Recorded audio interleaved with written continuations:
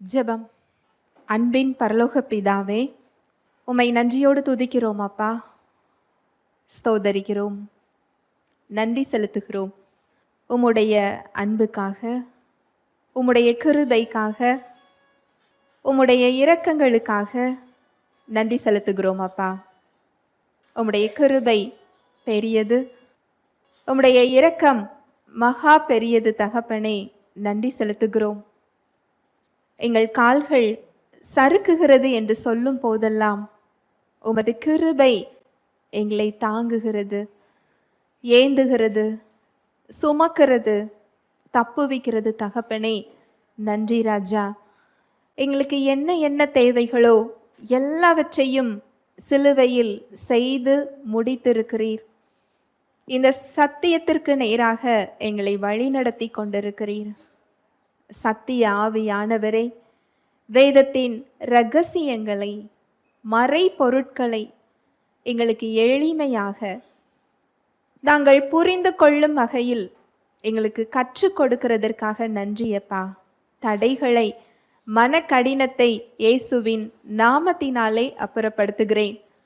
சத்தியத்தை புரிந்து கொள்ளக்கூடிய, அதை தாழ்மையாக ஏற்றுக்கொள்ளக்கூடிய உணர்வுள்ள இருதயங்களை எங்கள் ஒவ்வொருவருக்கும் நீர் தருகிறதற்காய் நன்றி செலுத்துகிறேன்.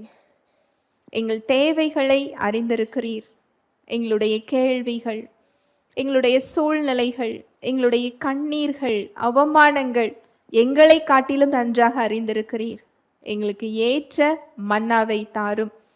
வார்த்தையாக நீர் கடந்து வருகிறதற்காய் நான் நன்றி செலுத்துகிறேன். உம்முடைய வார்த்தையை நீர் அற்புதங்களினாலும் அடையாளங்களினாலும் உறுதிப்படுத்துகிறதற்காய் நன்றி செலுத்துகிறேன். என்னை முழுமையாக அர்ப்பணிக்கிறேன். இயேசுவின் மூலம் ஜெபிக்கிறேன் நல்ல பிதாவே, ஆமேன். Praise the Lord. ஹல்லேலூயா. நன்றி இயேசுவே. தேவனை நம் வாழ்வில் கட்டுப்படுத்த முடியுமா, முடியாதா? முடியும். அவருடைய வல்லமையை நம்மால் குறைக்க முடியாது. அவர் சர்வ வல்லவர். அந்த சர்வ வல்லவருடைய வல்லமையை நம் வாழ்வில் செயல்பட விடாமல் நம்மால் என்ன செய்ய முடியும்? தடுக்க முடியும். அந்த சர்வ வல்லவருடைய வல்லமையை நாம் எப்படி தடுக்கிறோம் என்பதை தெரிந்து கொண்டால் அவருக்கு நம்மால் என்ன செய்ய முடியும்? ஒத்துழைப்பு கொடுக்க முடியும். அநேக காரியங்கள்ல அவர் தடுக்கப்பட்டு நின்று கொண்டிருக்கிறார் அப்படிங்கிற சத்தியத்தை நம்ம தியானித்து கொண்டிருக்கிறோம்.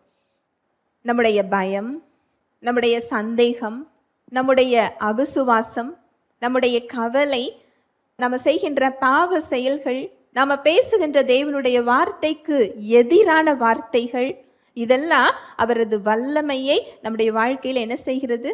தடுக்கிறது. நம்முடைய கீழ்ப்படியாமை அவரது வல்லமையை நம்முடைய வாழ்க்கையில் என்ன செய்கிறது? தடுக்கிறது. இன்றைக்கு நம்ம பார்க்க போகின்ற சத்தியம், நம்முடைய தவறான நம்பிக்கை அவரது வல்லமையை நமது வாழ்வில் என்ன செய்கிறது? தடுக்கிறது. நான் மறுபடி சொல்றேன், நம்முடைய தவறான நம்பிக்கை. தவறான நம்பிக்கை அப்படின்னா என்ன அர்த்தம்? ஏதோ ஒன்றை நாம் என்ன செய்கிறோம்? நம்புகிறோம். நம்பிக்கை இருக்கிறது.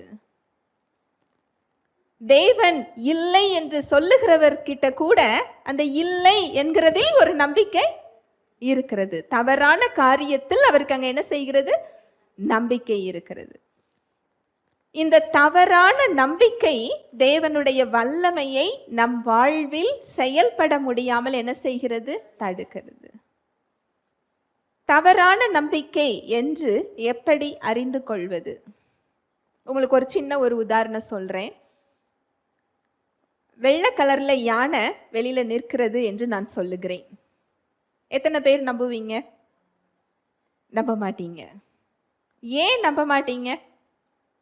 யானை வெள்ளை கலர்ல கிடையாதுங்கிறது உங்களுக்கு தெரியும். அந்த அறிவை நாம் என்ன செஞ்சிருக்கிறோம்? பெற்றிருக்கிறோம். அதனால் நம்மளுடைய நம்பிக்கை அதுல எப்படி இருக்குது? சரியா இருக்குது. அதுபோல தவறான நம்பிக்கை என்பது நமக்கு எப்படி தெரியும் அப்படின்னா, ஒரு சரியான விஷயத்தை நம்ம தெரிந்து கொண்டால்தான் நம்ம நம்பிக்கை எப்படி இருக்குங்கிறது என்ன செய்யும் தெரியும். சரியான விஷயம் என்று எப்படி அறிந்து கொள்ளுவது? தேவனுடைய வார்த்தை சத்தியமானது. ஹல்லேலூயா, பிரைஸ் தி லார்ட். நானே வழியும் சத்தியமும் ஜீவனுமாய் இருக்கிறேன். அவரது வார்த்தை மாறாது, அது உண்மையானது, அது சத்தியமானது. அவரது வார்த்தை தான் ஆதாரம். நீங்க உங்க கண்ணால ஒரு விஷயத்தை பார்க்கலாம், ஒரு விஷயத்தை நீங்க உணர்ந்து கொண்டிருக்கலாம், ஒரு விஷயம் நிஜம் என்று உங்களை உணரச் செய்து கொண்டிருக்கலாம், அதோட குரலை நீங்க கேட்டு கொண்டிருக்கலாம். ஆனா அதை குறித்து அவரது வார்த்தை என்ன சொல்லுகிறது, அதுதான் முக்கியம். நீங்க பார்க்கறது இல்லை, நீங்க கேட்கறது இல்லை, கையில வச்சிருக்கிற ஆதாரம் இல்லை, நீங்க உணர்கின்றது இல்லை. அவர் வார்த்தை என்ன சொல்லுகிறது? அந்த வார்த்தை தேவனை குறித்து என்ன சொல்லுகிறது? நம்மை குறித்து என்ன சொல்லுகிறது? நம் பிரச்சனைகளை குறித்து அது என்ன சொல்லுகிறது? பிசாசை குறித்து அந்த வார்த்தை என்ன சொல்லுகிறது? இதுதான் சத்தியம். இந்த சத்தியத்தை நீங்க தெரிந்து கொண்டீர்கள் என்றால் உங்களுடைய நம்பிக்கை ஒரு சரியான விஷயத்தில் இருக்கும். நீங்க சத்தியத்தை தெரிந்து கொள்ளவில்லை என்றால் நீங்கள் பார்க்கிறதையும் உங்கள் அனுபவத்தையும் மனிதர்களுடைய கற்பனையையும் பழக்க வழக்கங்களையும் நம்பிக்கையையும் நம்ம சரியான விஷயம் என்ன செஞ்சுக்கிட்டு இருப்போம், நம்பிக்கிட்டு இருப்போம். ஏனென்றால் நமக்கு ஒரே ஒரு எதிராளி தான் உண்டு. உங்களோட எதிராளி உங்க சரீரத்தில் உள்ள நோய் என்று நினைத்து கொண்டிருப்பீர்கள் என்றால் இல்லை. உங்களோட எதிராளி உங்களோட பிரச்சனைகள் நீங்க நினைச்சுக்கிட்டு இருந்தீங்கன்னா இல்லை. உங்களோட எதிராளி உங்களை எதிர்த்து வருகின்ற மனிதர்கள், உங்களுக்கு துரோகம் பண்றவங்க, உங்களை கஷ்டப்படுத்துறவங்க, உங்களை நிந்திக்கிறவங்க நீங்க நினைச்சுக்கிட்டு இருந்தீங்கன்னா அதுவும் இல்லை. ஒரே ஒரு எதிராளி பிசாசானவன். நம்முடைய போர் மாம்சத்தோடும் இரத்தத்தோடும் இல்லை. இந்த பிசாசானவன் என்ன செய்யறான் அப்படின்னா, எவனை விழுங்கலாமோ என்று என்ன செஞ்சிட்டு இருக்கிறானா, வகை தேடி சுற்றி திரிகிறான். வகை தேடுறதுன்னா வழி தேடுறது. எப்படி வழி தேடுறது? எங்க வழி கிடைக்கும்னு சொல்லி அவன் என்ன செஞ்சிட்டு இருக்கிறான், தேடிக்கிட்டு இருக்கிறான். அவனால எல்லாரையும் என்ன செய்ய முடியாது, விழுங்க முடியாது. யாரு வழி கொடுக்குறாங்களோ அவங்க பக்கத்துல தான் அவனால என்ன செய்ய முடியும், போக முடியும். யாரு வழி கொடுக்குறாங்க, யாருக்கு சத்தியம் தெரியலையோ அவனுக்கு வல்லமெல்லாம் கிடையாது. அவனோட ஒரே திறமை என்னவென்றால் அவன் பொய்யனும் பொய்க்கு பிதாவுமாக இருக்கிறான். அவன்கிட்ட சத்தியம் இல்லாததினால் தன் சொந்தத்தில் எடுத்தவன் என்ன செஞ்சுக்கிட்டு இருக்கிறான், பேசி கொண்டிருக்கிறான். வருகின்ற வழி உங்கள் சிந்தனைகளின் மூலமாக. உங்களுக்கு சத்தியம் தெரியவில்லை என்றால் அது நிஜம் போலவே அவன் என்ன செய்வான், பேசுவான். அது உண்மை போலவே உங்களோட நலன் விரும்பியாக உங்க மேல உள்ள அக்கறையின் காரணமா பேசுகிற விதமாக அவனோட பேச்சு இருக்கும். சத்தியம் தெரியவில்லை என்றால் அந்த பொய்யை நம்பி என்ன செய்து கொள்வோம், ஏற்றுக்கொள்ளும் போது அங்க ஒரு வழி அவனுக்கு என்ன செய்கிறது, உண்டாகிறது. இப்படிதான் அவன் விசுவாசிகளோட வாழ்க்கையில நுழைகிறான். ஒரு விசுவாசி மேல சாத்தானுக்கு அதிகாரம் கிடையாது. அவனோட சிந்தனையையோ அவனுடைய சரீரத்தையோ அவரது வாழ்வையோ தொடுவதற்கு பிசாசுக்கு என்ன கிடையாது, அதிகாரம் கிடையாது. ஒரு விசுவாசிக்கு தான் பிசாசு மேல என்ன கொடுக்கப்பட்டிருக்கு, அதிகாரம் கொடுக்கப்பட்டிருக்கிறது. ஆனா ஒரு விசுவாசிக்கு கிறிஸ்துவுக்குள் நம்முடைய அதிகாரம் என்னன்னு சொல்லி என்ன செய்யல, தெரியல. தெரியாததுனால அவன் தவறான நம்பிக்கையை நம்பச் செய்கிறான். அப்போ நம்ம சரியான ஒரு காரியத்தை தெரிந்து கொள்றது எவ்வளோ ஒரு முக்கியம் இல்லையா? அதனாலதான் ஆண்டவராகிய இயேசு கிறிஸ்து சொல்றாரு, சத்தியத்தையும் அறிவீர்கள், சத்தியம் உங்களை விடுதலை ஆக்கும். நீங்க ஜெபிங்க, விடுதலையை பெற்றுக்கோங்கன்னு அவர் என்ன செய்யல, சொல்லல. ஜெபம் இன்றியமையாதது, ஜெபம் முக்கியமானது, ஜெபம் ரொம்ப தேவையான ஒரு காரியம். நான் அதை குறை சொல்லவே இல்லை. அது நீங்க தேவனோடு கொள்ளுகின்ற உறவு. ஒரு தேவ மனிதர் உங்களுக்கு ஜெபிக்கும் போது உங்களுக்கு அது உதவி செய்யறது, தூக்கி விடுறது. ஆனா நீங்க சத்தியத்தை தெரிந்து கொள்வது என்பது நீங்கள் வெற்றியுள்ள ஒரு கிறிஸ்தவ வாழ்வு வாழ்வதற்கு அடிப்படை. உங்க வாழ்க்கையில நீங்க எல்லா பகுதிகளிலையும் விடுதலையை பார்க்க முடியும். இன்றைக்கு நீங்க ஒரு தேவன் வந்திருக்கலாம், ஒரு சுகத்துக்காக வந்திருக்கலாம், ஒரு விடுதலைக்காக நீங்க வந்திருக்கலாம். ஆனால் நீங்கள் சத்தியத்தை அறிந்து கொண்டீர்கள் என்றால் அந்த பகுதியில மாத்திரம் இல்ல, உங்க வாழ்க்கையில எல்லா பகுதிகளிலையும் உங்களால என்ன செய்ய முடியும்? விடுதலையை பார்க்க முடியும். உங்க வாழ்க்கையில மாத்திரம் இல்ல, உங்களை சுற்றியுள்ளவர்கள் வாழ்க்கைக்கு நீங்கள் வெளிச்சமாக மாற முடியும். நீங்கள் சரியான சத்தியத்தை அறிந்து கொள்ளும் பொழுது, உங்களுடைய நம்பிக்கை சத்தியத்தின் மீது இருக்கும் பொழுது. அதனாலதான் இந்த சத்தியத்தை அறிந்து கொள்ள விடாமல் அவன் பல வகைகள்ல விசுவாசியோட சிந்தனைகளை வஞ்சிக்கிறான். ஹல்லேலூயா, பிரைஸ் தி லார்ட். நீங்க சத்தியத்தை அறிந்து கொள்ளவில்லை என்றால் உங்களுடைய ஜெபமே விசுவாச ஜெபமாக இருக்காது. அது அழுது புலம்புகின்ற ஒரு ஜெபமாக இருக்கும். நீங்க ஜெபித்து விட்டு எந்திரிக்கும் போது உங்களுக்கு உற்சாகம் தெரியலாம். உங்க பிரச்சனையை பார்க்கும்போது எப்படி இருக்கும்? அப்படியே தான் இருக்கும். நான் ஜெபிக்கிறேனே, நான் வேதம் வாசிக்கிறேனே, நான் ஆலயத்துக்கு செல்றேனே, நான் சிறு வயதிலிருந்து அவரை அறிந்திருக்கிறேனே, எனக்கு ஏன் இந்த பிரச்சனை? உலகம் பொல்லாங்கனுக்குள் கிடக்கிறது. இயேசு கிறிஸ்து எல்லாவற்றையும் சுமந்து கொண்டதினால் உலகத்துல நோய் இல்லை என்று அர்த்தம் இல்லை, பாவம் இல்லை என்று அர்த்தம் இல்லை, பிசாசு இல்லை என்று அர்த்தம் இல்லை. இப்பிரபஞ்சத்தின் தேவன் பிசாசானவன் என்று வேதம் சொல்லுகிறது. தேவன் உலகத்தை படைத்து பிசாசு கையில என்ன செய்யல? கொடுக்கல. மனிதன் கையில் கொடுத்தார். மனிதன் யார் கையில கொடுத்துட்டாரு? பிசாசு கையில கொடுத்துட்டாரு. ஆனா இந்த பொல்லாத இந்த பிரபஞ்சத்துல நம்ம மேற்கொள்ளுகின்ற ஒரு வாழ்வு, ஜெயம் கொள்ளுகின்ற ஒரு வாழ்வு, சத்தியத்தின் அடிப்படையில விடுதலையை பெற்றுக்கொள்கிற ஒரு வாழ்வை அவர் நமக்கு கிறிஸ்துவுக்குள் என்ன செய்திருக்கிறார்? கொடுத்திருக்கிறார். இதெல்லாம் கிறிஸ்துவுக்குள்ளதான் இருக்கு. நீங்க கிறிஸ்துங்கிற பேரை சொல்றதுனால இல்ல, நீங்க கிறிஸ்துவ தெரிஞ்சிருக்கிறதுனால இல்ல, கிறிஸ்துவுக்குள்ள நீங்கள் யார் என்பதை அறிந்து அவருக்குள் அதை நீங்க விசுவாசிச்சு செயல்படும் பொழுதுதான் அதை நீங்க என்ன செய்ய முடியும்? பார்க்க முடியும். இது ஒரு மேஜிக் கிடையாது, இது ஒரு மந்திரம் கிடையாது. இயேசுவின் தழும்புகளால் நான் சுகமானேன். ஒரு நாளைக்கு 100 தடவை சொல்றேன். ஏன் நான் சுகத்தை பார்க்கல? நான் தேவனால் பிறந்திருக்கிறேன், உலகத்தை ஜெயித்தேன் சொல்லிக்கிட்டே இருக்கிறேன், என் பிரச்சனை அப்படியே இருக்குதே. உங்களுக்கு ஒரு சின்ன ஒரு உதாரணம் சொல்றேன். ஒரு பெரிய டேங்க் இருக்கு. அந்த டேங்க் முழுவதும் தண்ணீர் நிரம்பி இருக்கிறது. கீழே நல்லி டேப்பை திறந்தா என்ன செய்யணும்? தண்ணி வரணும். அப்படி தண்ணீர் வரவில்லை என்றால் என்ன அர்த்தம்? இடையில என்ன இருக்கு? அடைப்பு இருக்கிறது. அந்த அடைப்பை எடுத்தால் தண்ணீர் என்ன செஞ்சிடும்? வந்துவிடும். ஒரு விசுவாசியோட வாழ்க்கையில நீங்க தேடுகின்ற விடுதலை உங்களுக்குள் இருக்கிறது. நீங்கள் தேடுகின்ற நிம்மதி எங்க இருக்கு? உங்களுக்குள்ளதான் இருக்குது. நீங்க தேடுகின்ற சுகம் எங்க இருக்கு தெரியுமா? பரலோகத்துல இல்லை, எங்க இருக்கு? உங்களுக்குள் இருக்கிறது. ஏனென்றால் கிறிஸ்து எங்க இருக்கிறாரு? உங்களுக்குள்ளதான் இருக்கிறாரு. ஹல்லேலூயா, பிரைஸ் தி லார்ட். நீங்கள் அவருக்குள் பரிபூரணம் உள்ளவர்களாய் இருக்கிறீர்கள் என்று சத்தியம் சொல்லுகிறது. பரிபூரணம்னா என்ன தெரியுமா? முழுமை. அதுல எந்த குறையும் இல்லை. அந்த முழுமை, அந்த பரிபூர்ணம் நமக்குள்ள இருக்குதுன்னா, நான் நல்லிய திறந்தா தண்ணி என்ன செய்யணும்? வரணுமே. ஏன் வரல? இடையில என்ன இருக்கு?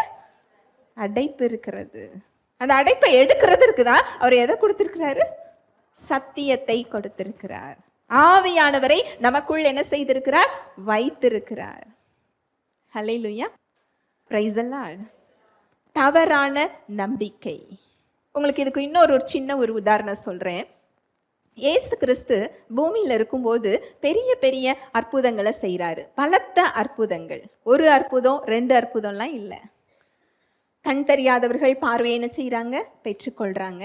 நடக்க முடியாதவங்க நடக்கிறாங்க, பேச முடியாதவங்க பேசுறாங்க, மரிச்சவங்க உயிரோடு எழுப்பப்படுறாங்க. அசுத்தாவிகள் அவரை பார்த்த உடனே என்ன செய்யுது? அலறி அடிச்சு ஓடுது.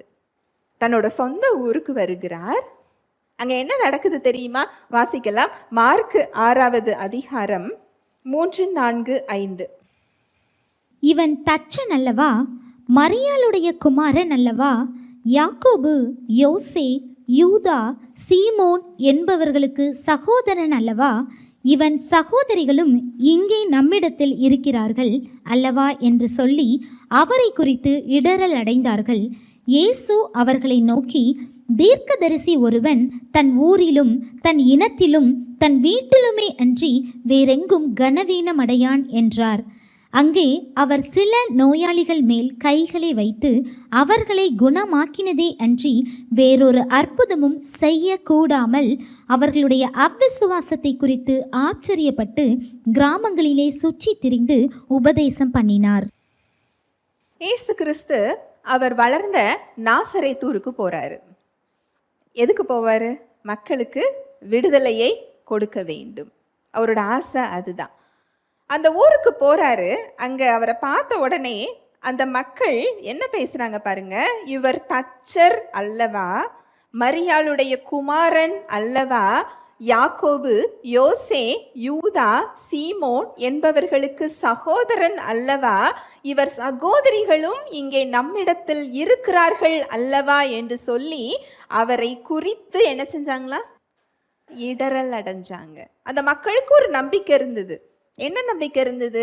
சிறு வயதிலேயே ஏசு கிறிஸ்து விளையாடுறத அவங்க என்ன செஞ்சிருந்திருப்பாங்க? பார்த்துருப்பாங்க. அவரோடு வளர்ந்ததை என்ன செஞ்சிருந்திருப்பாங்க? பார்த்துருப்பாங்க. அவருடைய சகோதர சகோதரிகள் அவர்களோடு அந்த ஊர்ல இருக்கிறத என்ன செஞ்சிட்டு இருக்கிறாங்க? பார்த்துக்கிட்டு இருக்கிறாங்க. எப்படி இந்த இடத்துல உள்ள ஒருவர் கிறிஸ்துவாக இருக்க முடியும்? எப்படி இவர் மேசியாவாக இருக்க முடியும்? ஏனென்றால் அவர்கள் பார்த்த விஷயங்களும் ஏசு கிறிஸ்துவோட சரீரமும் அவங்களுக்கு ஒரு தவறான நம்பிக்கையை கொடுக்குது. அது தவறு என்று அறிந்தால் அதை அவங்க நம்புவாங்களா? இல்லை. அது சரி என்று அவங்க நம்ப போய் தான் அதை அவங்க என்ன செய்யறாங்க? ஏற்றுக்கொள்றாங்க. அங்க என்ன நடக்குது பாருங்க. இயேசு அவர்களை நோக்கி, தீர்க்கதரிசி ஒருவன் தன் ஊரிலும் தன் இனத்திலும் தன் வீட்டிலுமே அன்றி வேறெங்கும் கனவீனம் அடையான் என்றார். அங்கே அவர் சில நோயாளிகள் மேல் கைகளை வைத்து அவர்களை குணமாக்கினதே அன்றி வேறொரு அற்புதமும் செய்ய கூடாமல். சின்ன சின்ன அற்புதம் தான் செஞ்சாராம். வேறொரு அற்புதமும் அவரால் செய்ய கூடாமல். அவர்களது அவிசுவாசத்தை குறித்து ஆச்சரியப்பட்டுட்டு அவர் என்ன செஞ்சாரா? போனாரா. செய்ய முடியாமலுக்கும் செய்ய கூடாமலுக்கும் என்ன வித்தியாசம் நினைக்கிறீங்க? ஒரு 100 கிலோ வெயிட்டை உங்களை தூக்க சொல்றேன். உங்களுக்கு செய்ய முடியுமா? முடியாதா? செய்ய முடியாது.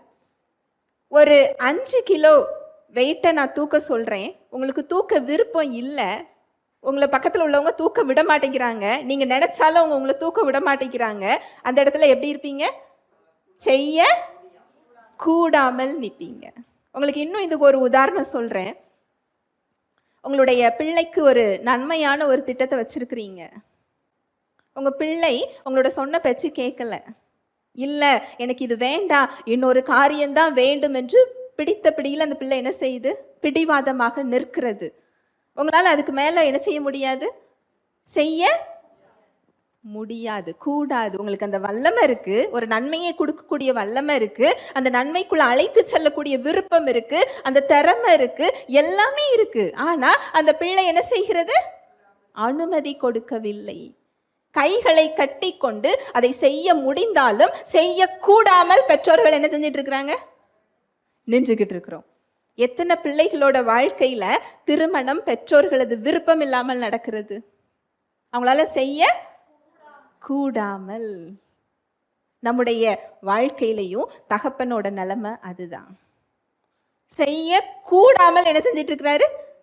நின்று கொண்டிருக்கிறார். செய்ய முடியாமல் இல்லை. அந்த வல்லமை இருக்கு, அந்த விருப்பம் இருக்கு.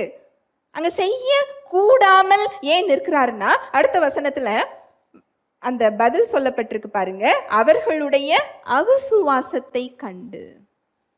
அந்த அவிசுவாசம் எதுல வருது? அவங்களுக்கு ஒரு தவறான நம்பிக்கை இயேசு கிறிஸ்து மேல இருக்கு. அவங்க நம்பிக்கை சரியானதாக என்ன செய்யல? இல்லை. ஹல்லேலூயா, பிரைஸ் தி லார்ட். இன்றைக்கு நமது நம்பிக்கை எப்படி இருக்குது? அவர் செய்ய முடியாமல் இல்லை, செய்ய கூடாமல் என்ன செஞ்சிட்டு இருக்கிறாரு? நின்று கொண்டிருக்கிறார். இன்றைக்கு ஒரு சம்பவத்தின் மூலம் இதை நம்ம பார்க்க போறோம். 2 நாளாகமம் 16வது அதிகாரம் 1ஆம் வசனம் முதல். ஆசா அரசாண்ட 36ஆம் வருஷத்திலே இஸ்ரவேலின் ராஜாவாகிய பாஷா யூதாவுக்கு விரோதமாய் வந்து ஒருவரும் யூதாவின் ராஜாவாகிய ஆசாவினிடத்தில் போக்கும் வரத்துமாய் இராதபடிக்கு ராமாவை கட்டினான். அப்பொழுது ஆசா கர்த்தருடைய ஆலயத்திலும் ராஜாவின் அரண்மனையிலும் உள்ள பொக்கிஷங்களிலுள்ள வெள்ளியும் பொன்னும் எடுத்து தமஸ்குவில் வாசம் பண்ணுகிற பென்னாதாத் என்னும் சீரியாவின் ராஜாவின் இடத்திற்கு அனுப்பி, எனக்கும் உமக்கும் என் தகப்பனுக்கும் உம்முடைய தகப்பனுக்கும் உடன்படிக்கை உண்டே, இதோ வெள்ளியும் பொன்னும் உமக்கு அனுப்பினேன். இஸ்ரவேலின் ராஜாவாகிய பாஷா என்னை விட்டு விலகி போகும்படிக்கு நீர் வந்து அவனோடே செய்த உடன்படிக்கையை தள்ளி போடும் என்று சொல்லி அனுப்பினான். பென்னாதாத் ராஜாவாகிய ஆசாவுக்கு செவி கொடுத்து தனக்கு உண்டான சேனாதிபதிகளை இஸ்ரவேலின் பட்டணங்களுக்கு விரோதமாக அனுப்பினான். அவர்கள் ஈயோனையும் தானையும் ஆபேல் மாயிமையும் நப்தலி பட்டணங்களின் எல்லா பண்டக சாலைகளையும் முறியடித்தார்கள். இதை பாஷா கேட்டபோது ராமாவை கட்டுகிறதை நிறுத்தி தன் வேலையை விட்டு ஒளிந்தான். அப்பொழுது ராஜாவாகிய ஆசா யூதா அனைத்தையும் கூட்டிக் கொண்டு போய் பாஷா கட்டின ராமாவின் கற்களையும் அதன் மரங்களையும் எடுத்து வந்து அவைகளால் மிஸ்பாவையும் கட்டினான். இந்த சம்பவத்தோட சுருக்கத்தை நான் உங்களுக்கு சொல்றேன். இஸ்ரவேல் தேசம் 2ஆக பிரிக்கப்பட்டு இருந்தது. 10 கோத்திரங்கள் இஸ்ரவேலாகவும் 2 கோத்திரங்கள் யூதாவாகவும் என்ன செய்யப்பட்டிருந்தது? செயல்பட்டு கொண்டிருந்தது. 2 நாடாக இருந்தது. இது சாலமோன் ராஜாவோட காலத்துல நடந்தது. அவர் எப்பொழுது தேவனுக்கு கீழ்ப்படியாமல் அவர் ஒரு விக்கிரக வழிபாடுகளுக்கு சென்றாரோ அங்கு இந்த பிரிவினையை தேவன் என்ன செய்தார்? உண்டாக்கினார். ஒரு கீழ்ப்படியாமையினால் இந்த பிரிவினை வந்தது. இந்த இஸ்ரவேல் ராஜா பாஷா அவர் என்ன செஞ்சாரா? இந்த யூதார் நாட்டு மக்கள் வாணிகம் செய்யாத படிக்கு, அவங்க பிஸ்னஸ்க்கு வெளியில போக வர முடியாத படிக்கு, அவங்க தேவைகள் தடுக்கப்படும் படிக்கு ஒரு பெரிய கோட்டை சுவரங்க என்ன செஞ்சாரா? அவருடைய எல்லையில கட்டினாரா. இதை கட்டி முடிச்சுட்டா இந்த பகுதியில் இருக்கிற மக்களால இந்த பகுதிக்கு என்ன செய்ய முடியாது? போக வர முடியாது. அவங்க வேலைகள்ல ஒரு தடங்கல் ஏற்படும்.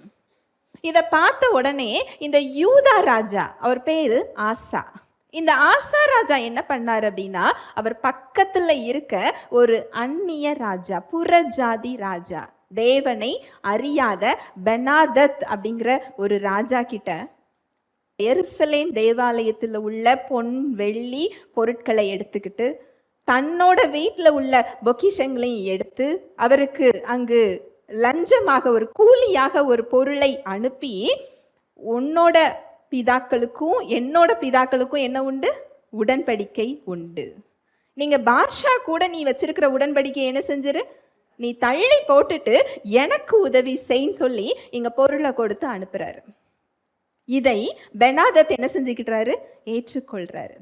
ஏற்றுக்கொண்டு அங்கு பாஷா இஸ்ரவேல் ராஜா மேல ஒரு பகுதியில போர் தொடுக்கிறார். ஒரு பகுதியில போர் வந்த உடனே இந்த பகுதியில பண்ற வேலையை விட்டுட்டு அவர் அங்க என்ன செய்கிறார்? செல்கிறார். இதை பார்த்த உடனே ஆசராஜா என்ன செய்யறாரு? தன்னோட இராணுவத்தெல்லாம் கூட்டிக் கொண்டு அவர் கெட்டுகிறதற்கு பயன்படுத்தின மெட்டீரியல்ஸ், அந்த கல், அந்த கம்பு, அங்க என்ன பொருள் அவர் பயன்படுத்தினாரோ அதையெல்லாம் எடுத்துட்டு வந்து அதே பகுதியில இவரோட நாட்டுக்குள்ள பாதுகாப்பாக 2 பட்டணங்களை கட்டி விடுகிறார். இவ போர் தொடுத்தா அதெல்லாம் தகர்த்துட்டு தான் அவங்க என்ன செய்யணும்? உள்ள போகணும். உலக பிரகாரமா இது புத்திசாலித்தனமா இல்லையா? அவருக்கு போர் ஏற்படல, அவரோட போர் வீரர்கள் யாரும் இறந்து போகல, அந்த கோட்டுச்சுவரை கட்டினார் என்றால் இந்த மக்களால் அந்த பக்கம் என்ன செய்ய முடியாது, போக வர முடியாது. அவங்களுக்கு ஒரு பெரிய ஒரு கஷ்டம். இது எல்லாம் ரொம்ப ஈஸியா எளிதாக அவருடைய ஒரு புத்திசாலித்தனமான ஒரு நடவடிக்கையால் தடுக்கப்பட்டிருக்கிறது. இதெல்லாம் ஒரு பாராட்டப்படக்கூடிய ஒரு விஷயம். நம்ம ராஜா எவ்வளவு புத்திசாலித்தனமா நடந்துக்கிட்டாருன்னு மக்கள் என்ன செய்வாங்க, நினைப்பாங்க. இதுல குறை ஏதும் இல்லை. ஆனா அங்க நடந்தது என்ன தெரியுமா? அடுத்த வசனம் வாசிங்க, 7, 8. அக்காலத்திலே ஞான திருஷ்டிக்காரனாகிய அனானி யூதாவின் ராஜாவாகிய ஆசாவினிடத்தில் வந்து அவனை நோக்கி, நீர் உம்முடைய தேவனாகிய கர்த்தரை சார்ந்து கொள்ளாமல் சீரியாவின் ராஜாவை சார்ந்து கொண்டபடியினால் சீரியா ராஜாவின் இராணுவம் உமது கைக்கு தப்பி போயிற்று. மிகவும் ஏராளமான இரதங்களும் குதிரை வீரரும் உள்ள எத்தியோப்பியரும் லூபியரும் மகா சேனையா இருந்தார்கள் அல்லவா? நீர் கர்த்தரை சார்ந்து கொண்ட போதோவெனில் அவர்களை உமது கையில் ஒப்பு கொடுத்தாரே. தம்மை பற்றி உத்தம இருதயத்தோடு இருக்கிறவர்களுக்கு தம்முடைய வல்லமையை விளங்க பண்ணும்படி கர்த்தருடைய கண்கள் பூமி எங்கும் உலாவிக் கொண்டிருக்கிறது. இந்த விஷயத்தில் மதியில்லாதவராய் இருந்தீர். ஆகையால் இது முதற்கொண்டு உமக்கு யுத்தங்கள் நேரிடும் என்றான். இங்க ஒரு பெரிய ஒரு விஷயம் புத்திசாலித்தனமாக தடுக்கப்பட்டிருக்கிறது அப்படின்னு சொல்லி ராஜாவும் மக்களும் நினைக்கிறாங்க. ஆனால் தேவன் அவ்விதம் அதை என்ன செய்யல, பார்க்கவில்லை. தன்னோட தீர்க்கதரிசியை அனுப்புகிறார். அந்த காலத்துல இயேசு கிறிஸ்து என்ன செய்யல, இறங்கி வரல, அவர் ரத்தம் சிந்தல, அவர் ஒரு பலி கொடுக்கல. அவர்களுடைய ஆவியில தேவனால என்ன செய்ய முடியாது, வாசம் செய்ய முடியாது. அவங்க தேவனுடைய வார்த்தையை கேட்கணும்னு சொன்னா தீர்க்கதரிசிகள் மூலமாக மாத்திரம்தான் தேவன் என்ன செய்ய முடியும், பேச முடியும். இன்றைக்கு நம்முடைய நிலைமை அப்படி அல்ல. நீங்க தீர்க்கதரிசிகளை தேடி போக வேண்டிய அவசியம் இல்ல. உங்களுக்குள்ளேயே ஆவியானவர் இருக்கிறார். அவர் 24 மணி நேரமும் அவர் உங்களோட என்ன செஞ்சுக்கிட்டு இருக்கிறாரு, பேசி கொண்டிருக்கிறார். ஹல்லேலூயா, பிரைஸ் தி லார்ட். அந்த தீர்க்கதரிசி என்ன சொல்றார் பாருங்க, 7வது வசனம். அக்காலத்திலே ஞான திருஷ்டிக்காரனாகிய அனானி யூதாவின் ராஜாவாகிய ஆசாவினிடத்தில் வந்து அவரை நோக்கி, நீர் உம்முடைய தேவனாகிய கர்த்தரை சார்ந்து கொள்ளாமல் சீரியாவின் ராஜாவை சார்ந்து கொண்டபடியினால் சீரியா ராஜாவின் இராணுவம் உமது கைக்கு தப்பி போயிற்று. அப்படின்னா என்ன அர்த்தம் தெரியுமா? இந்த பிரச்சனையில ஆசா ராஜா என்ன செய்ய வேண்டும், தேவனிடத்தில் திரும்பி இருக்க வேண்டும். இந்த இடத்துல நான் என்ன செய்யணும்? பாஷா ராஜா ஒரு கோட்டுச்சுவரை என்ன செய்கிறார், கட்டுகிறார். என்னோட நாட்டு மக்களுக்கு அது பிரச்சனை, எனக்கு அதை சரி செய்ய வேண்டும். இதுல நான் என்ன செய்ய வேண்டும்? இந்த ஆலோசனையை அவர் யார்கிட்ட கேட்டிருக்கணும், தேவன்கிட்ட கேட்கணும். ஏனென்றால் தேவனுடைய திட்டம் என்னவென்றால் அந்த சீரியா ராஜாவையுமே ஆசா ராஜாவுக்கு அவர் கொடுக்கிறதாக இருந்தது. நான் சொல்றது உங்களுக்கு புரியுதா? இந்த பாஷா ராஜா கிட்ட இருந்து தப்புவிக்கிறது மாத்திரம் தேவனுடைய திட்டம் அல்ல, பக்கத்துல உள்ள சீரியா நாட்டையுமே இவர் கையில் அவர் கொடுக்கிறதாக இருந்தது. அவர் தேவனை சார்ந்து கொள்ளாமல், அவர் பலத்தை சார்ந்து கொள்ளாமல், தன் சொந்த புத்தியை சார்ந்து கொண்டதினால் அங்கு தேவனுடைய வல்லமை அங்க என்ன செய்து, தடுக்கப்படுகிறது. நான் சொல்றது உங்களுக்கு புரியுதா? அவர் செயல்பட்ட திட்டத்துல உலக பிரகாரமா என்ன கிடையாது, தவறு கிடையாது. அது ஒரு புத்திசாலித்தனம் நம்ம நினைப்போம். நாம இருந்தாலும் அதை என்ன செஞ்சிருந்திருப்போம், செயல்பட்டிருப்போம். இங்க அதை சொல்லிட்டு அவர் என்ன சொல்றார் பாருங்க, 8, 9வது வசனத்தை மறுபடி வாசிக்கலாம். மிகவும் ஏராளமான இரதங்களும் குதிரை வீரரும் உள்ள எத்தியோப்பியரும் லூபியரும் மகா சேனையா இருந்தார்கள் அல்லவா? நீர் கர்த்தரை சார்ந்து கொண்ட போதோவெனில் அவர்களை உமது கையில் ஒப்பு கொடுத்தாரே. இதுக்கு முன்னால் 14வது அதிகாரத்துல எத்தியோப்பியர்கள் அவருக்கு எதிராக போர் தொடுத்து வருவாங்க. அவர்களுடைய படை எப்படி இருக்கும் அப்படின்னு சொன்னா, ஆசா ராஜா கிட்ட இருந்ததை விட அதிகமான படை, மில்லியன் கணக்குல, லட்சக்கணக்கில் அவங்க கிட்ட என்ன இருந்தது, போர் வீரர்களும் படைகளும் இருந்தாங்க. ஆசா ராஜா கிட்ட அந்த அளவுக்கு படை இல்லை. 2 கோத்திரம், யூதாங்கிறது 2 கோத்திரம் தான். இந்த சமயத்துல அவர் தேவனை நம்பினபடியால் அந்த எத்தியோப்பியரை ஆசாராஜா என்ன செஞ்சாரா? முறிய அடித்தார் என்று சொல்லப்படுகிறது. எத்தியோப்பியர் அவர் என்ன செஞ்சிட்டாரு? ஜெயித்து விட்டார். நீர் கொஞ்ச பலத்துல இருக்கும்போது உமக்கு வெற்றியை அவர் கொடுத்தாரே, இப்பொழுதும் அதே வெற்றியை கொடுக்கிறதுக்கு அவர் எப்படி இருக்கிறாரு? போதுமானவராக இருக்கிறார், வல்லமையுள்ளவராக இருக்கிறார். நீரோவெனில், நீர் அவரை சார்ந்து கொள்ளாம யாரை சார்ந்துக்கிட்டீங்க? உங்களோட சொந்த புத்தியை சார்ந்து கொண்டீங்க, மனிதனை நம்பினீர். இன்னைக்கு எத்தனை பேர் மனுஷனை நம்புறதுனால தேவ வல்லமை தடுக்கப்பட்டு இருக்கிறாங்க தெரியுமா? இந்த இடம் தான் தடுக்கப்படுகிறது என்பது கூட அவங்களுக்கு என்ன செய்யல, தெரியல.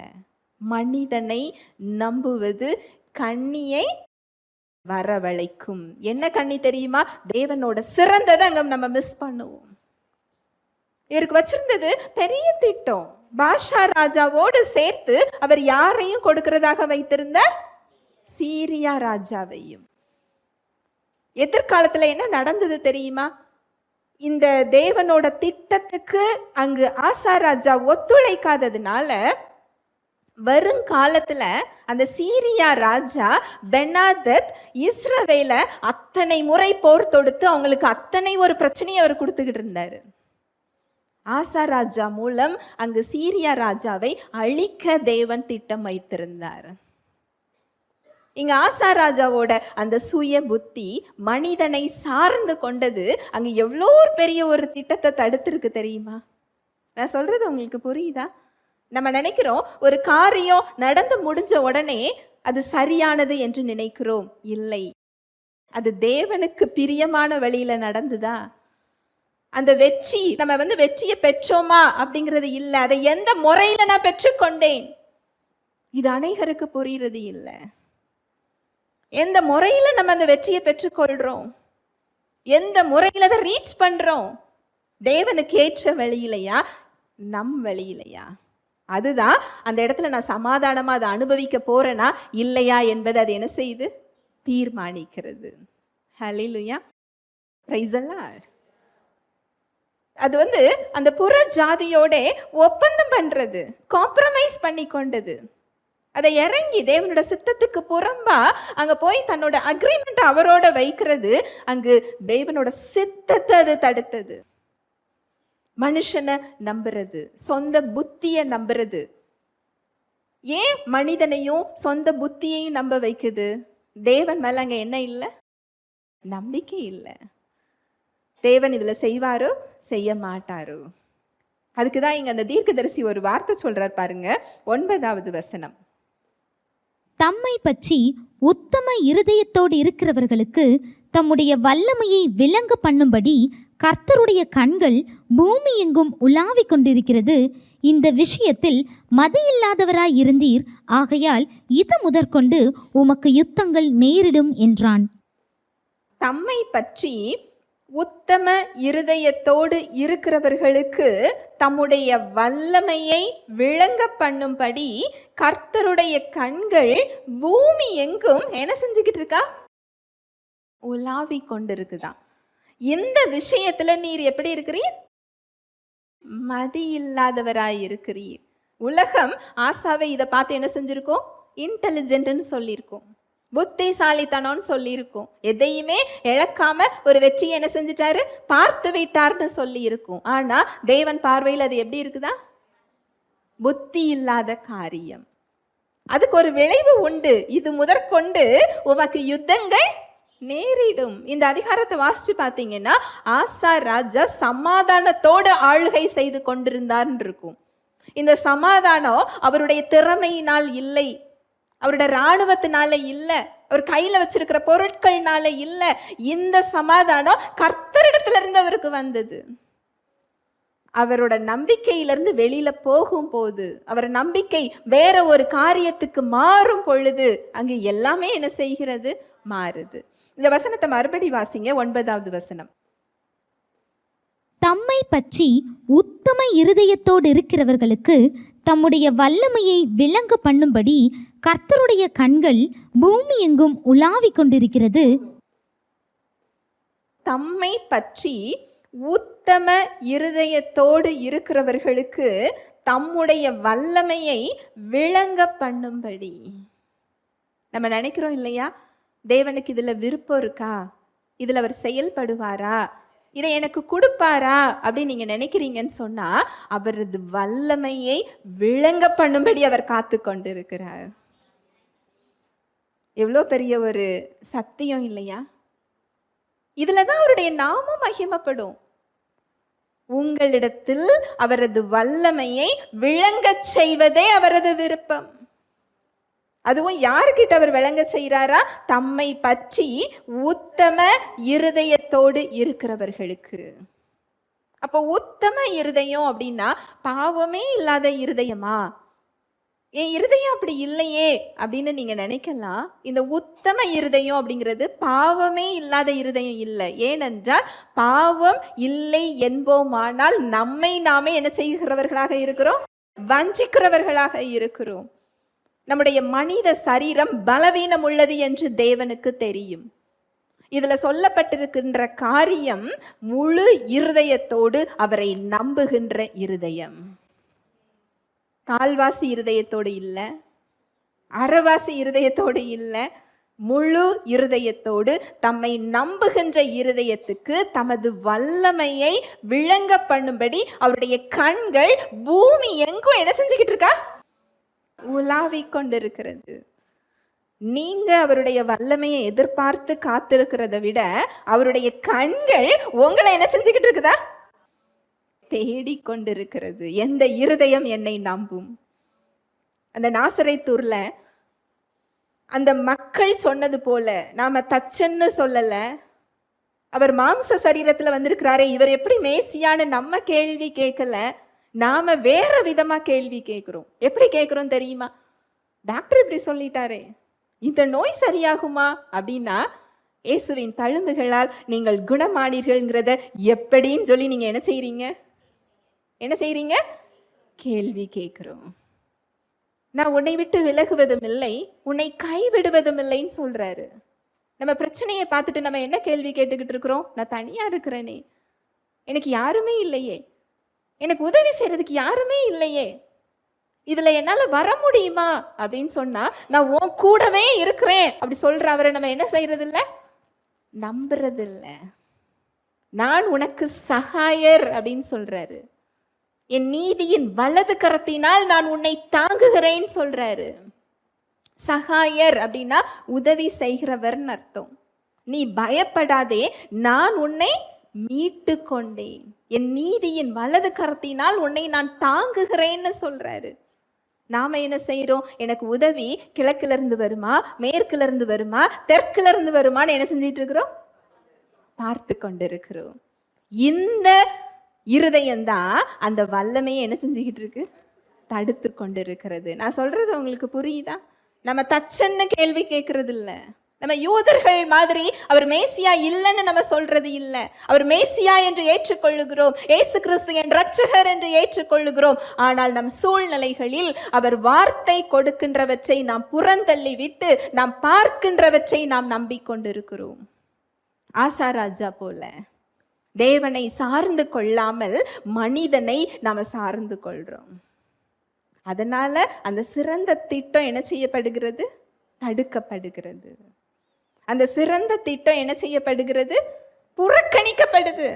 இல்ல ஆண்டவரே, உங்களை விட நான் தான் புத்திசாலி, உங்க வல்லமையை விட எனக்கு பலம் ஜாஸ்தி, இப்படி சொல்லி நம்ம என்ன செஞ்சுக்கிட்டு இருக்கிறோம்?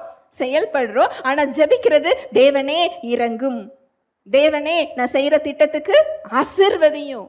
ஒரு பிளான் போட்டு அவர் கையில கொடுத்து நீங்க பிளான் போட வேண்டாம். பிளானை நானே என்ன செஞ்சிருவேன்? போட்டுருவேன். ஆனா ஆசீர்வாதம் மட்டும் நீங்க எனக்கு என்ன செய்யுங்க? கொடுத்தா போதும். ஆனா அவர் உங்களுக்கு ஒரு பெரிய திட்டம் வச்சிருக்கிறாரு. அந்த திட்டத்தின் மேல நமக்கு என்ன இல்லை?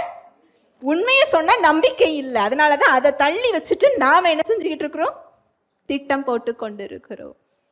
ஹல்லேலூயா, பிரைஸ் தி லார்ட். இந்த ஆசா ராஜா காலத்துல இன்றைக்கு நாம இல்லை. புதிய உடன்படிக்கையின் காலத்துல வாழ்ந்து கொண்டிருக்கிறோம். இந்த புதிய உடன்படிக்கையில இந்த வசனத்துக்கு என்ன அர்த்தம் தெரியுமா? அவர் உங்களை தேடிக்கிட்டு இருக்கிற இடத்துல இல்ல, உங்களுக்குள்ள அவர் இருந்து கொண்டிருக்கிறார். ஹல்லேலூயா, பிரைஸ் தி லார்ட். என்றைக்கு இயேசு கிறிஸ்துவை இரட்சகராக நீங்கள் ஏற்றுக்கொண்டீர்களோ, உங்களுடைய பழைய ஆவி மறைந்து நீங்கள் புதிய சிருஷ்டியாக மாற்றம் பெற்றிருக்கிறீர்கள். அந்த புதிய ஆவியில் என்றென்றைக்குமாக பரிசுத்த ஆவியானவர் தேற்றரவாளனாக, உங்களுக்கு உதவி செய்கிறவராக, உங்களை ஆற்றுகிறவராக, ஆலோசனை சொல்கிறவராக, பலப்படுத்துகிறவராக, வழி நடத்துகிறவராக, உங்களுக்கு மரணத்துக்கு ஏதுவான சரீரத்தை உயிர்ப்பிக்கிறவராக உங்களுக்குள் இருந்து கொண்டிருக்கிறார். நீங்க கெஞ்சி மன்றாடுகிற இடத்தில் அவர் உங்களை வைக்கவில்லை. அவர் என்ன செய்து முடித்திருக்கிறாரோ அதை விசுவாசிக்கின்ற இடத்தில் அவர் உங்களை வைத்திருக்கிறார். ஹல்லேலூயா, பிரைஸ் தி லார்ட். அவர் தூரமா இல்ல. உங்களுடைய ஜெபம் கேட்கும் கூடாத இடத்துல அவர் என்ன செய்யல இல்ல.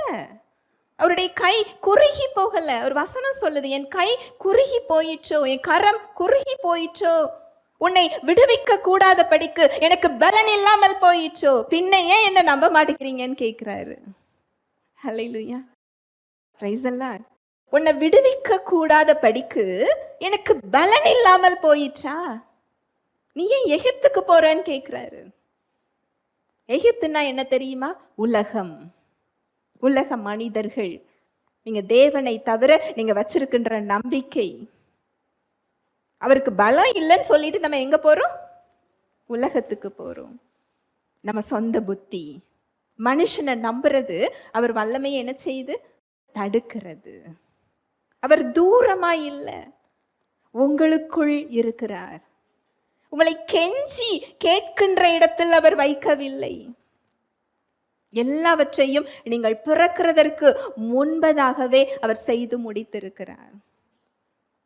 எனக்கு இது தகுதி இருக்கா, எனக்கு நீங்க கொடுப்பீங்களா ஆண்டவரே கேட்டீங்கன்னா, அவர் வார்த்தையை நீங்க இன்னும் என்ன செய்யல? நம்பல. அவர் வார்த்தை என்ன தெரியுமா சொல்லுது? கொலோசையர் 1:21.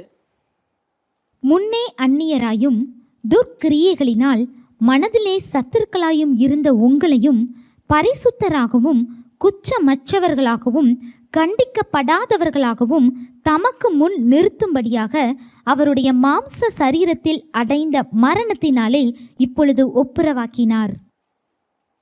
முன்னே அந்நியராயும் துர்க்கிரியைகளினால் மனதிலே சத்துருக்களாயும் இருந்த உங்களையும், நம்மளை எப்பொழுது அவர் மீட்டு கொண்டாராம் அப்படின்னா, அவருக்கு அந்நியரா இருக்கும்போது துர்க்கிரியைகள்னால மனதிலே நாம எப்படி இருந்தோமா? சத்துருக்களா இருக்கும்போது நம்மளை மீட்டு கொண்டிருக்கிறார்னா, இப்பொழுது அவரது இரத்தத்தினால அவரது பிள்ளைகளா நீங்க இருக்கிறீங்க. சத்துருவா இருக்கும்போது மீட்டு கொண்டாரே, அவரது பிள்ளையை அவர் நேசிப்பது அதிக நிச்சயம் இல்லையா? அததான் பவுல் கேட்கிறாரு. சொந்த குமாரன் என்றும் பாராமல் அவருடைய ஜீவனையை கொடுத்தவர் அவரோடு கூட மற்ற எல்லாவற்றையும் உங்களுக்கு அருளாதிருப்பது எப்படி? ஹல்லேலூயா, பிரைஸ் தி லார்ட். தேவன் உங்களுக்கு எதிராக இருக்கிறாருன்னு நினைக்கிறீங்க? இல்ல, அவர் உங்க சார்பில் நின்று கொண்டிருக்கிறார். முன்னே அந்நியராயும் துர்க்கிரியைகளினால் மனதிலே சத்துருக்களாயும் இருந்த உங்களையும் பரிசுத்தராகவும் குற்றமற்றவர்களாகவும் கண்டிக்கப்படாதவர்களாகவும் தமக்கு முன் நிறுத்தும்படியாக அவருடைய மாம்ச சரீரத்தில் அடைந்த மரணத்தினாலே இப்பொழுது உங்களை என்ன செஞ்சிருக்கிறாரா? ஒப்புரவாக்கினார். நீங்க பரலோகத்துக்கு வாங்க, இந்த இடத்தை தாரேன்னு அவர் என்ன செய்யல? சொல்லல. இயேசு கிறிஸ்து எப்பொழுது இரத்தத்தை சிந்தினாரோ, எப்பொழுது முடிந்தது என்று சொன்னாரோ, தேவனோடு நீங்க என்ன செய்யப்பட்டுட்டீங்க? ஒப்புரவாக்கப்பட்டுட்டீங்க. அவர் உங்களோட செயல்களை அவர் எண்ணுவதில்லை. கிறிஸ்துவுக்குள்ள அவரோடு கூட உங்களை என்ன செஞ்சுட்டாரா? ஒப்புரவாக்கிட்டாரா, ஏற்றுக்கொண்டாரா. தேவன் உங்களுக்கு எதிராக இல்ல, உங்களோட சார்பில் நின்று கொண்டிருக்கிறாரா. எத்தனை பேர் நம்மளுடைய பிரச்சனையில, இந்த பிரச்சனைக்கு மத்தியில தேவன் என் சார்பில் இருக்கிறாருங்கிற நம்பிக்கையில இருக்கிறீங்க? என் சார்புல தேவன் இருக்கிறார் என்றால் நாம் ஏன் அவரை விட்டுட்டு உலகத்தின் மேல நம்பிக்கை வைக்க போறோம்? இல்லையா? நான் சொல்றது உங்களுக்கு புரியுதா? ஒரு பலமான ஒருத்தரும் இருக்கிறாங்க, பலவீனமான ஒருத்தரும் இருக்கிறாங்க. நம்ம யார்கிட்ட உதவி கேட்போம்? நல்ல ஸ்ட்ராங்கா பலமா இருக்கிறவங்க கிட்ட தான் என்ன கேட்போம்? உதவி கேட்போம். இங்க தேவன் சொல்றாரு, உன் சார்புல நான் நின்று கொண்டிருக்கிறேன். உன்னை என்னோட நான் என்ன செஞ்சுட்டேன்? ஒப்புரவாக்கிட்டேன். ஏசு கிறிஸ்துவோட ரத்தம் உன்னை பாவங்களற கழுவி உன்னை என்ன செஞ்சிருக்கு? நீதிமானாக்கி இருக்கிறது. உன்னை பரிசுத்தமாக்கி இருக்கு. குற்றமற்றவனாக எனக்கு முன்பாக உன்னை என்ன செஞ்சிருக்கு? நிறுத்தி இருக்கிறது. கிறிஸ்துவுக்குள் உங்களை நான் என்னோட என்ன செஞ்சுட்டேன்? ஒப்புரவாக்கிட்டேன். நான் உங்களுக்கு எதிராக இல்லை, உங்க சார்புல நான் நிக்கிறேன்னு சொல்றாரு. நம்ம பிரச்சனையில நம்ம யாரோட பலத்தை தேடி போறோம்? நான் சொல்றது உங்களுக்கு புரியுதா? பிரச்சனையில அவர்கிட்ட செல்றோமா, இல்ல உலகத்தில் தீர்வை தேடி கொண்டிருக்கிறோமா? மனிதர்கள் கிட்ட அவங்க பலத்தை நம்ம தேடி கொண்டிருக்கிறோமா? அவங்கள நம்ம சார்ந்து கொள்றோமா? அதுதான் உங்க வாழ்க்கையில தேவ வல்லமையை என்ன செஞ்சுக்கிட்டு இருக்கு? தடுத்து கொண்டிருக்கிற. சிறந்த நன்மையை அவர் வைத்திருக்கிறார். சிறந்த திட்டத்தை அவர் வைத்திருக்கிறார். நீங்கள் போட்டிருக்கின்ற திட்டத்தை விட, நீங்கள் வைத்திருக்கின்ற திட்டத்தை விட அவரது திட்டம், உங்களுக்கான திட்டம் உயர்ந்தது. அது எவ்வளோ பெரிய வித்தியாசம் அப்படின்னா, பூமிக்கும் வானத்துக்கும் எவ்வளோ பெரிய வித்தியாசமோ. அதுக்கு இன்னும் அந்த தூரத்தை மெஷர் பண்ணல. எவ்வளவு தூரம் இன்னும் என்ன செய்யல? கண்டுபிடிக்கல. அவ்வளவு தூரம் உயர்ந்தது நீங்கள் உங்களுக்கு போட்டு வச்சிருக்கிற திட்டத்துக்கும் அவர் உங்களுக்கு போட்டு இருக்கின்ற திட்டத்துக்கும். இது புரிஞ்சுதுன்னா யாராவது நமக்கு நம்ம வாழ்க்கைக்கு திட்டம் போடுவோமா? நான் போட மாட்டேன். இது தெரிஞ்ச பிறகு நான் என்ன செய்யறது இல்லை? போடுறது இல்லை. ஏனென்றால் நான் போடுறது அவர் வச்சிருக்கிறத விட எப்படி இருக்கும்? குட்டியா இருக்கும், சிறுசா இருக்கும். நான் சிறுசா வாங்க விரும்பவில்லை. சிறந்ததை பெற்றுக்கொள்ள நான் விரும்புகிறேன். ஹல்லேலூயா, பிரைஸ் தி லார்ட். ரோமர் 8:31. இவைகளை குறித்து நாம் என்ன சொல்லுவோம்? தேவன் நம்முடைய பட்சத்தில் இருந்தால் நமக்கு விரோதமாய் நிற்பவன் யார்? இவைகளை குறித்து நாம் என்ன சொல்லுவோம்? தேவன் நம்முடைய பட்சத்தில் இருந்தால் நமக்கு விரோதமாய் இருப்பவன் யார்? தேவன் உங்கள் பட்சத்தில் இருக்கும் பொழுது உங்களுக்கு விரோதமாக எந்த நோய் உங்க சரீரத்தில் இருக்க முடியும்? நிச்சயமா இருக்க முடியாது. உங்க நம்பிக்கை சரியானதாக இருந்தால் அவர் சிலுவையில் கொடுத்த சுகம் உங்க சரீரத்தில் என்ன செய்ய ஆரம்பிச்சிடும்? வெளிப்படும். கட்டுகள் உடையும். வசனம் சொல்லுது, கர்த்தருடைய ஆவி எங்கேயோ அங்கே விடுதலை உண்டு. அந்த ஆவி இப்ப வேற எங்கேயும் இல்லை. எங்க இருக்கு? நமக்குள்ள இருக்கு. நம்ம விடுதலையில இல்லை என்றால் இங்க ஏதோ தவறான நம்பிக்கை இருக்கிறது என்று அர்த்தம். தேவனை முழு இருதயத்தோட இன்னும் என்ன செய்யல? நம்பல. அவர் அறிந்து கொள்ளல. அவருடைய இருதயம் தெரியல. அவருடைய அன்பு புரியல. அவர் யார் என்று சத்தியத்தின் அடிப்படையில நமக்கு தெரியல. யானைய தொட்டு பார்த்து அடையாளம் சொல்லுவாங்க. வால் பகுதியை தொட்டவங்க என்ன செய்வாங்கன்னா, யானை வால் போல நீளமா இருக்குன்னு சொல்லுவாங்க. காது பகுதியை தொட்டா அது பெருசா சொலவு மாதிரி இருக்குன்னு சொல்லுவாங்க. வயிற்று பகுதியை தொட்டா பானை மாதிரி இருக்குன்னு சொல்லுவாங்க. ஆனா முழுமையா பார்த்தாதான் அது உருவம் எப்படி இருக்குன்னு நமக்கு என்ன செய்யும்? தெரியும். அது போல தேவனை மனிதர்கள் பல்வேறு அனுபவங்களில் சொல்லலாம். அவங்க ஒரு பகுதியை தொட்டு பார்த்திருக்கலாம், இன்னொரு பகுதியை அவங்க தொட்டு பார்த்திருக்கலாம். சத்தியம் மட்டுமே தேவனை தேவனாக சொல்லும். நீங்க மனிதர்களோட அனுபவங்களை நம்பிக்கொண்டிருந்தீர்கள் என்றால் நம்ம சரியான நம்பிக்கைக்கு என்ன செய்ய மாட்டோம்? போக மாட்டோம். ஹல்லேலூயா, பிரைஸ் தி லார்ட். நான் சொல்றது உங்களுக்கு புரியுதா? தேவனை குறித்த சரியான நம்பிக்கை நமக்கு இன்னும் என்ன செய்யல? வரல. அவர் விருப்பத்தை குறித்த நம்பிக்கை இன்னும் நமக்கு என்ன செய்யல? வரல. தம்மை பற்றி உத்தம இருதயத்தோடு இருக்கிறவர்களுக்கு, தன்னை முழுமையாக சார்ந்து கொண்ட இருதயத்தை உடையவர்களுக்கு தமது வல்லமையை காண்பிக்கும்படி அவரது கண்கள் பூமி எங்கும் என்ன செஞ்சுக்கிட்டு இருக்கா? உலாவிக்கிட்டு இருக்கு. நீங்க அவரை தேட வேண்டாம். தேவனே எப்பொழுது நீங்க கேட்க வேண்டாம். அவர் கண்கள் அதை என்ன செஞ்சுக்கிட்டு இருக்கு? தேடிக்கொண்டிருக்கு. அவர் தேடிக்கொண்டிருக்கிறார். உங்கள்கிட்ட வெளிப்படுறதுல அவர் தடை செய்யப்பட்டு நின்று கொண்டிருக்கிறார், செய்யக்கூடாமல் நின்று கொண்டிருக்கிறார். உங்களது தவறான நம்பிக்கை தடுத்து கொண்டிருக்கிறது. கர்த்தர் நம்முடைய பட்சத்தில் இருந்தால் நமக்கு விரோதமாய் இருப்பவன் யார்? என்ன சூழ்நிலை இருக்க முடியும்? அவர் விருப்பத்தை நாம் அறிந்திருந்தோம் என்றால். அவர் வார்த்தை சொல்லுது, நீ குற்றமற்றவன், நீ குற்றமற்றவள். ஏனென்றால் இயேசுவின் இரத்தத்தினால் நீங்கள் கழுவப்பட்ட நீதிமான்களா இருக்கிறீங்க. இது தெரியல அப்படின்னு சொன்னா, நான் அன்றைக்கு அது செஞ்சேனே, இன்றைக்கு நான் வேதம் வாசிக்கலையே, இன்றைக்கு இந்த செயலை நான் செஞ்சிருக்கிறேனே, நான் தேவன்கிட்ட போனா எனக்கு அவர் தருவாரா? அங்க என்ன வரல? எனக்கு நம்பிக்கை வரல. என் நம்பிக்கை எதுல இருக்கு? என் செயல் மேல இருக்கு. நான் இதை செய்யலையே, இதையெல்லாம் நான் செய்யாம போயிட்டேனே, எனக்கு கிடைக்குமா? அவர் இப்படி விடுதலை அவர் என்ன செய்யல? தரல. நமக்காக நம் சார்பில் நம் இடத்தில் இயேசு கிறிஸ்து அடிக்கப்பட்டார், நொறுக்கப்பட்டார். நமக்கு சமாதானத்தை உண்டு பண்ணும் ஆக்கினை அவர் மீது சுமத்தப்பட்டது. அதனால இந்த இடத்தை நம்ம என்ன செஞ்சிருக்கிறோம்? பெற்றிருக்கிறோம். அந்த செயல்தான் அவரை நம்மிடத்தில் வர வைத்தது. அந்த செயல்தான் நம்முடைய ஆவியை உயிர்ப்பித்தது.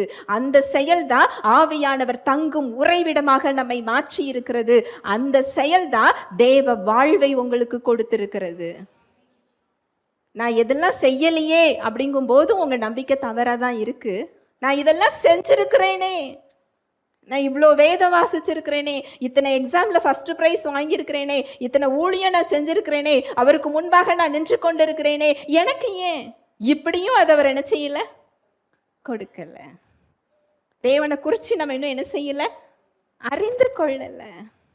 உங்க செயல்களின் அடிப்படையில் அவர் உங்களை நேசிக்கவில்லை. கிறிஸ்து செய்த செயலின் அடிப்படையில் அவர் உங்களை அன்பு செய்து கொண்டிருக்கிறார்.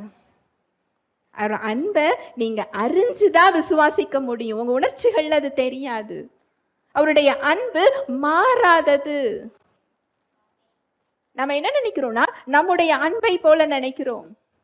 ஒருத்தங்க நம்ம கிட்ட பேசி கொண்டிருந்தா நம்ம பேசுவோம், அவங்க முகத்தை திருப்பி கொண்டா நாமளும் என்ன செஞ்சிருவோம்? போயிருவோம் இல்லையா? இதே போல தேவனை நினைச்சுக்கிட்டு இருக்கோம். இல்ல, அவருடைய அன்பு மாறாதது. நீங்க பேசுகிறீங்க, பேசவில்லை என்பதின் அடிப்படையில் அவருடைய அன்பு செயல்படவில்லை. நீங்க பேசவில்லை என்றால் உங்களால அவர் அன்பை விசுவாசிக்க முடியாது. ஆனா அவர் அன்பு என்ன செய்யாது? மாறாது. நான் சொல்றது உங்களுக்கு புரியுதா? நீங்க வேதம் வாசிக்கவில்லை என்றால் அவர் அன்பை உங்களால புரிந்து கொள்ள முடியாது. நீங்க அவரோடு உறவு கொள்ளவில்லை என்றால், அவருக்கு நேரம் கொடுக்கவில்லை என்றால், சத்தியத்தை நீங்க தியானிக்கவில்லை என்றால், நீங்க அவரோடு ஜெபிப்பதற்கு, நீங்க உரையாடுவதற்கு நேரம் கொடுக்கவில்லை என்றால் அவர் அன்பு உங்களுக்கு என்ன செய்யாது? புரியாது. புரியாததுனால நீங்க விலகி சொல்லுவீங்களே தவிர அவர் உங்களை விட்டு விலகுவது இல்லை. ஹல்லேலூயா, பிரைஸ் தி லார்ட். தேவனை குறித்த தவறான நம்பிக்கை, அதுதான் நம்மளோட நம்பிக்கைய உலகத்துல வைக்க வைக்குது, மனிதர்கள் மேல வைக்க வைக்கிறது. மனிதர்கள் மேல ஏன் நம்பிக்கை வைக்கிறோம்? எனக்கு இன்னும் தேவன் மேல என்ன இல்லை? நம்பிக்கை இல்லை. உண்மை அதுதான். நீங்க அதுக்கு 1000 காரணம் சொல்லலாம். உண்மை எதுதான்? அதுதான். எனக்கு இன்னும் அவர் மேல என்ன இல்லை? நம்பிக்கை இல்லை. நீங்க இந்த ஆசாராஜாவை வாசிச்சு பாருங்களேன். அடுத்தவருக்கு சுகம் இல்லாம வருது. அவர் அப்பொழுதும் தேவனை தேடாம அங்க வைத்தியரை என்ன செஞ்சாரா? தேடினாரா? வைத்தியரை தேடுறது தப்பு கிடையாது. தப்புன்னு நானும் சொல்லலை, வேதமும் சொல்லலை. உங்களுக்கு ஆரம்பத்தில் வைத்தியங்கள் எல்லாம் தேவைதான். ஆனால் அதை காட்டிலும் சிறந்த சுகத்தை அவர் என்ன செய்திருக்கிறார்? வைத்திருக்கிறார். அவருடைய சரீரம் கிழிக்கப்பட்டதன் மூலம் உங்க சரீரம் கிழிக்கப்பட வேண்டிய அவசியம் இல்லை. பூரண சுகத்தை அவர் கொடுத்திருக்கிறார். தேவ சுகத்தை அவர் கொடுத்திருக்கிறார். நீங்க மருந்து மாத்திரை எடுத்துக்கொள்ளலாம். நம்பிக்கைய மருந்து மாத்திரையில வைக்காம யார் மேல வைக்கணும்? தேவன் மேல வைக்கணும். அந்த முழு சுகத்தையும் உங்களால என்ன செய்ய முடியும்? பார்க்க முடியும். ஹல்லேலூயா, பிரைஸ் தி லார்ட். இந்த ஆசராஜா யாரையும் கொலை செய்யல. அவர் விக்கிரக வழிபாட்டுக்கு போகல. அவர் விபச்சார பாவத்துக்கு போகல. அவர் என்ன செஞ்சாரா? மனுஷனை நம்பினாரா? தேவனை நம்புறதுக்கு பதில் யாரை நம்பினாரா? மனுஷனை நம்பினாரா? தேவனோட சிறந்ததை என்ன செஞ்சிட்டாரா? இழந்து போயிட்டாரா? இது பாவம்லாம் இல்லை. ஆனா தேவனால் அங்க என்ன செய்ய முடியல? செயல்பட முடியவில்லை. நீங்க உங்க கற்பனையில இன்னைக்கு யோசிச்சு பாருங்களேன். எந்த இடத்துல தேவனுடைய வல்லமையை நம்ம தடுத்து வச்சிருக்கிறோம்? எந்த இடத்துல தேவனை நம்ம அறியாம தவறுதலா நினைச்சுக்கிட்டு இருக்கிறோம்? எந்த இடத்துல சத்தியத்தின் படி இல்லாம நாம ஒருவித அனுபவத்துல அவரை பார்த்து கொண்டு இருக்கிறோம்? இதெல்லாம் தான் அவர் செயல்பட விடாமல் என்ன செஞ்சுக்கிட்டு இருக்கு?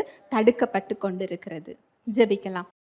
அன்பின் தகப்பனே, உம்மை நன்றியோடு துதிக்கிறோம் அப்பா, ஸ்தோதரிக்கிறோம், நன்றி செலுத்துகிறோம். உம்முடைய அன்புக்காக, உம்முடைய கிருபைக்காக, உம்முடைய இரக்கங்களுக்காக நன்றி அப்பா.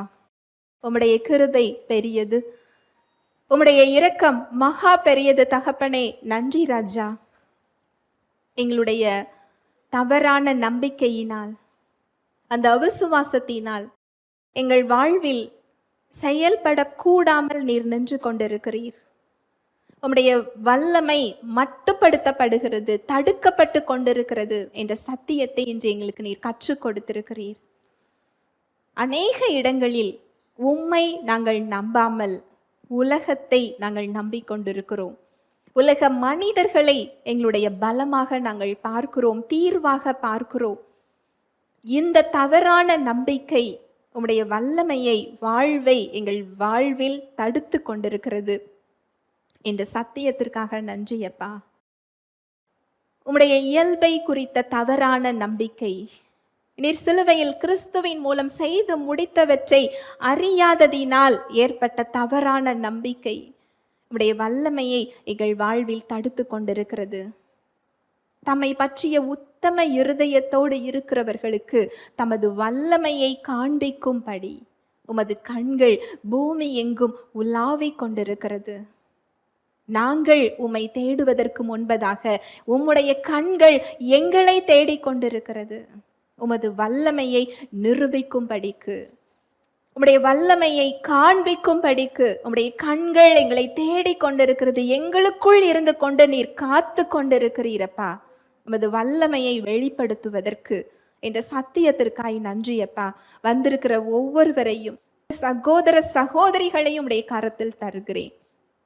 என்ன தேவையில வந்திருக்கிறாங்களோ அவங்களுக்கு ஏற்ற மன்னாவை நீர் கொடுத்ததற்காய் நன்றி. அவர்களோடு நீர் பேசியதற்காய் நன்றியப்பா. இடைப்பட்டதற்காய் நன்றி. மாற வேண்டிய இடங்களை நீர் சுட்டி காண்பித்ததற்காக நன்றியப்பா. அவங்க சரீரத்துல, வாழ்க்கையில உள்ள பாவ சாப நோயின் கட்டுகளை இயேசுவின் நாமத்தினால நான் அப்புறப்படுத்துகிறேன். சிலுவையில் நீர் கொடுத்த தேவ சுகத்தை, தேவ ஆசிர்வாதத்தை, தேவ சமாதானத்தை இயேசுவின் நாமத்தினால அவங்க சரீரங்கள்ல, வாழ்க்கையில நான் கட்டவிழ்க்கிறேன். கிறிஸ்துவை மரித்தோர்ந்து எழுப்பின வல்லமையுள்ள ஆவியானவர் அவங்க சரீரங்களை உயிர்ப்பிக்கிறதற்காக நன்றி. தேவ சுகத்தை, தேவ சமாதானத்தை அவங்க வாழ்க்கையில் அவங்க பெற்றுக்கொண்டதற்காக நன்றி. இயேசுவின் நாமத்தினாலே நான் ஆசீர்வதிக்கிறேன். வாழ்நாளெல்லாம் நன்மையும் கிருபையும் உங்களை பின்தொடரும். இயேசுவின் நாமத்தினாலே ஜெபிக்கிறேன் நல்ல பிதாவே, ஆமென்.